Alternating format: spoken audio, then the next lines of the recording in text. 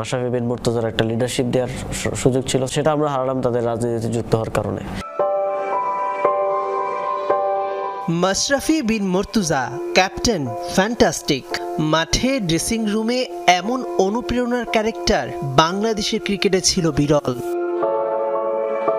দলের অধিনায়ক থেকে একটি রাজনৈতিক দলের নমিনেশনে টানা 2 বার সংসদ সদস্য বনে যাওয়া, 5 আগস্টের পর সে আইকনিক ক্যারেক্টার রূপ নেয় খলনায়কে।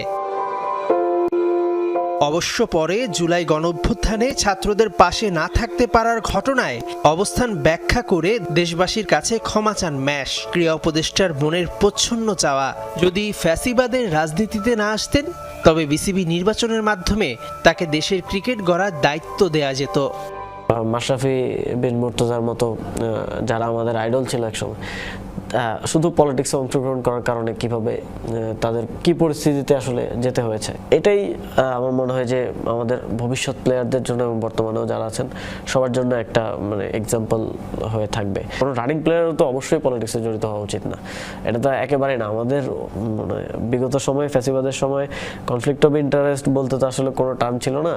তো নীতি নির্ধারকরা তো জড়িত হতেনই, একদম ক্রিকেটারও জড়িত হতেন পলিটিক্সে, যেটা একেবারে মানে পৃথিবীর কোথাও আপনি হয়তো দেখবেন না, বাংলাদেশেই সম্ভব আর কি। সাকিব, মাশরাফি, তামিম এই ত্রয়ী একদিন বিসিবি চালাবেন এমন স্বপ্নই তো এক সময় দেখত মানুষ, কিন্তু বাস্তবতা এখন ভিন্ন। মাশরাফি আছেন কিছুটা আত্মগোপনে, তামিম তো মনোনয়নপত্র প্রত্যাহার করে নিলেন, আর সাকিব দূরের তারা।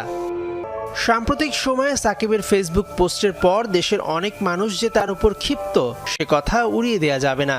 তাই ক্রিকেট খেলার মতো বাংলাদেশে আসাও সাকিবের অনির্দিষ্টকালের জন্য বন্ধ মনে করেন ক্রীড়া উপদেষ্টা।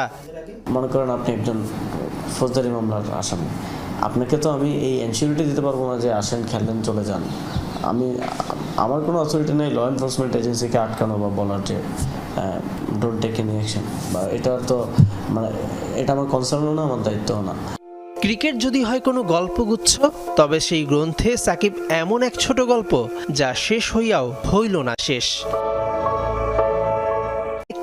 বাংলাদেশের ক্রিকেটে ছিল বিরল। দলের অধিনায়ক থেকে একটি রাজনৈতিক দলের নমিনেশনে টানা 2 বার সংসদ সদস্য বনে যাওয়া, 5 আগস্টের পর সে আইকনিক ক্যারেক্টার রূপ নেয় খলনায়কে।